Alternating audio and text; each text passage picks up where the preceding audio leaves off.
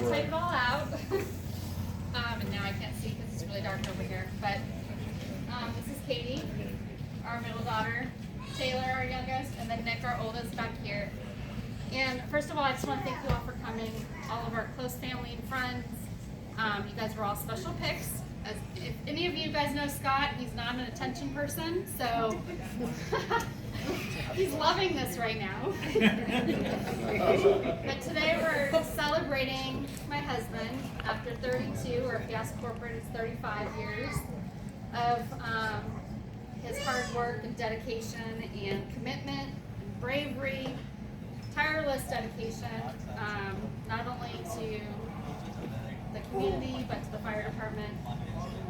Your career has been marked with countless acts of heroism, compassion, and professionalism, many which I know you don't talk about because you never tell the stories. So keep that to yourself so we don't get to hear a whole lot. But we had a couple things we wanted to say about you, and I already blew my speech half of it, so bear with me.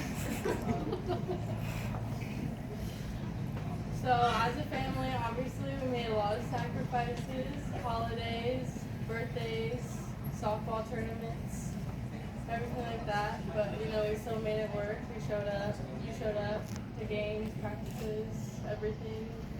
Taking me to softball. Drove me to the academy, even though I supported the police. But you always supported us. You always pushed me to do better. So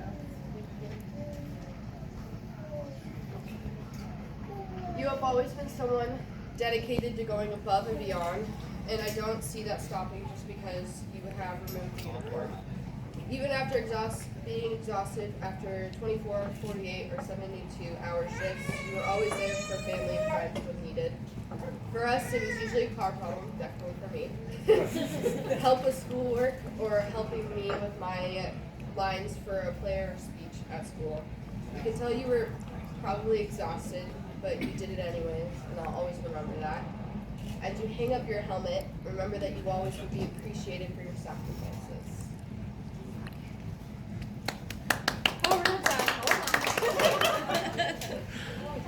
Okay, I'm going to wrap this up and let our son Nick speak next.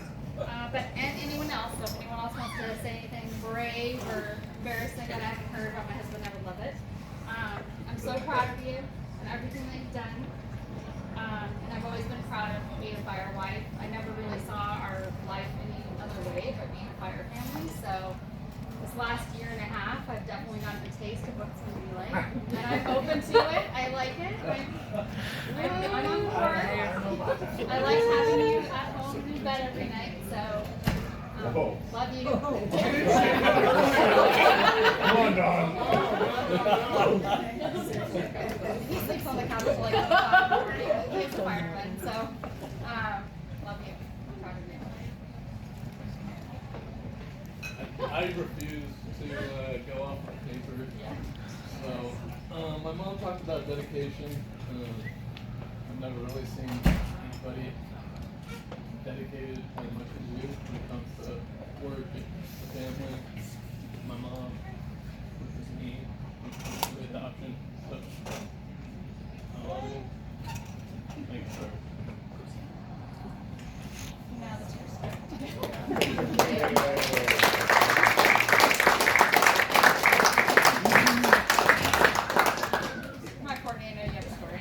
Someone break the ice. if Jay was here, he would have some. Oh, that's true. Well, I tried to do a speech at corporate headquarters when they did his little ceremony, but Jay did a speech and he got about 2 seconds into it, got all choked up on me, and I'm like, now I can't talk about this is what it looks like. I'm boyfriend.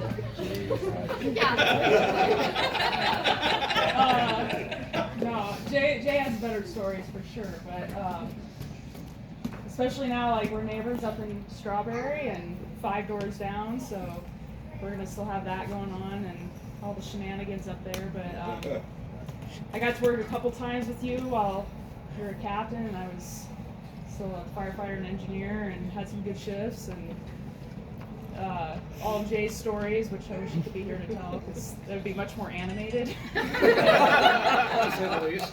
Some of them are probably a little bit embellished and not quite how it actually went, but A little? just a little.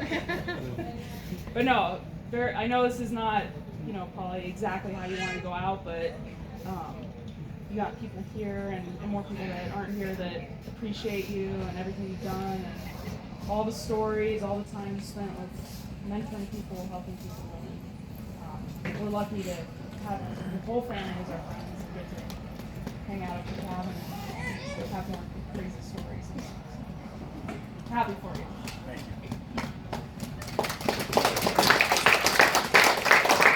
I just want to say something. Oh, Jim. Yeah. There we go. All right. That's So, gonna be good.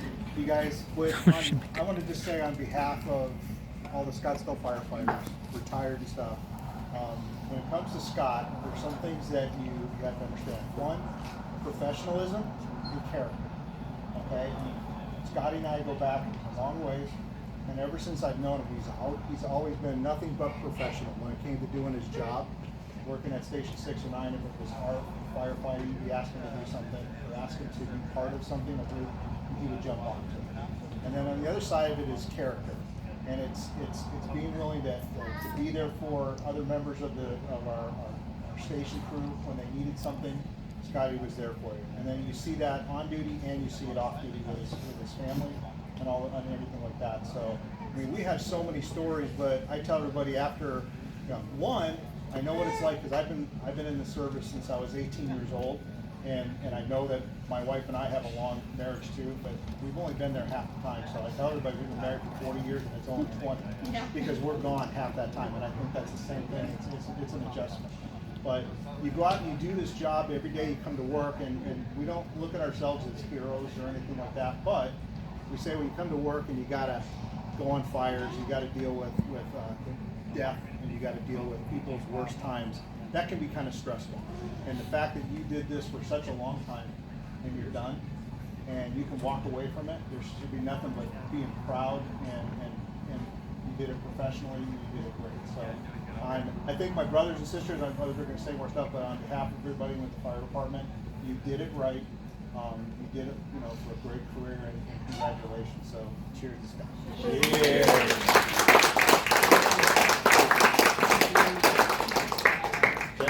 Okay.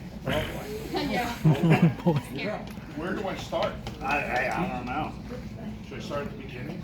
Yeah. Okay, so the first thing his lovely bride says to me is, she misses those 24-hour shifts. That's the first thing she said. This is the guy thing. We stick together on this. Yeah. So I was telling my wife this story. There was another gentleman that retired before us, Mark Jones, and I had the privilege of having Scott and Mark Jones as my engineers when I left the fire service. And I had some good engineers, and I had some great engineers, and I had some bad engineers. But when it came to Scott and Mark, these guys were the best because they made my job easy. As an officer, captain, you're only as good as your crew. And these guys made me shine, and they always took care of me. You always did. And I never had to tell these guys to do anything. I really never did. But on the fire ground, he anticipated what I needed. It's kind of like we had this thought process. And I didn't have to ask for something. It was there on the ground. Jonesy was the same way. And I admired you guys because I wish I was as good as you guys when I was driving a fire truck. I really did, because you guys were pros at it. You guys were good. And Was that when they had horse-drawn? we went to the steam engines. Jim was there on that. We had the steam engine. The horses, they were still in the stables. They were retired. Okay? But we had the steam engines. Yeah. The other thing Scott was great for was clearing the bunk room. My bunk happened to be next to his. Now, we had partitions that went up about yay high, but it didn't help. I would be sitting in there trying to go to sleep at night or watching TV in the room, and all of a sudden, I hear this snickering, and I'm like, oh my God. And he's like, sorry, sir. So I had the privilege of that for about 2.5 years. So now I know why my hair's falling out. My vision's bad. I got these tumors in me, but all because of this man right here. But you know what? Congratulations. I am so happy for you, Scott. I know it's not how you wanted to go out, but it's a new chapter in life, and it gets harder as the days go on because you're going to miss that fire truck. I still do. After 13 years gone, I miss the truck and the guys. Don't miss the calls. Don't miss picking grandma up, but I miss sitting in the truck with you. I really do. So this guy was a great engineer. He really was. He was one of the best I ever had. And I want to shake your hand one more time for that. Thank you, man.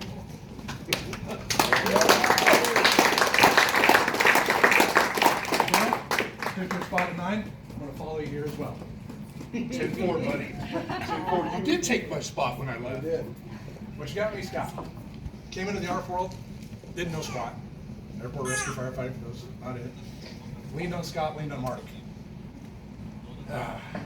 Sorry, I'm weak like this. Came in there knowing I didn't know him. You know, you don't know what you don't know. I knew I had Scott, I knew I had Mark. Taught me so much. Like, same thing. I knew it, they had my back and they were strong. And things were gonna go good. And then we did have funny times. Possibly had to put the station on lockdown once. Girl Scouts, Christmas tree. Nice. Was our audience appropriate? Yeah. Have our Christmas tree at Station 9. Getting about done. We've got a Girl Scout tour coming through. And as they're looking at the tree, this tradition I don't know about the last ornament found, gets another present, which Scott's having to explain to me. And I know nothing about this. Mind you, we've got a dozen Girl Scouts and their moms. And there's a pickle ornament hidden in the Christmas tree that one of the girls finds. I'm trying to get an explanation from Scott on this. Oh, it gets an extra present. I'm like, all I know is I've got a bunch of Girl Scouts about to go home, and when they talk to their dad, something about hide the pickle in the Christmas tree. As all of the crews look at each other, I think we put the station on lockdown because this is going to take a lot of explanation and it's going to take some time so that we don't get killed. We had good times. That would kind of stuck out in the memory of. Yeah. But love you, brother. Thank you.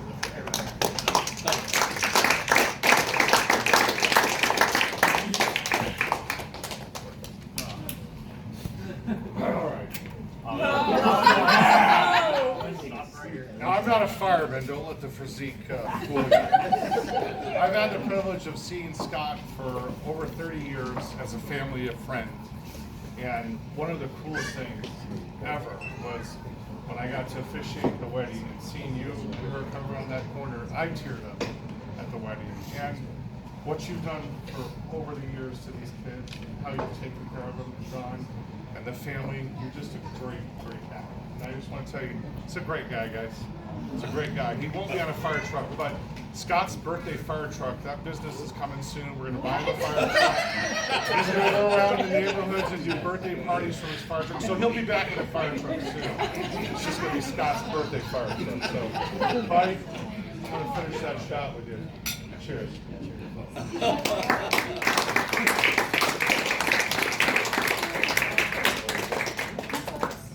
That's all. I'm out. Y'all being here. 32 years came and went really quick. Loved every second of it. Hate to go out like with injury, but next chapter and still be here and keep seeing each other and having a good time. Appreciate everybody being here.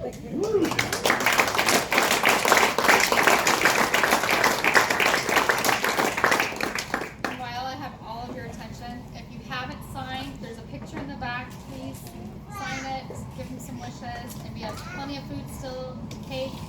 Yeah, Thank you. Oh. Dad's like music. Oh shoot, it wasn't running. Can you do that all over again?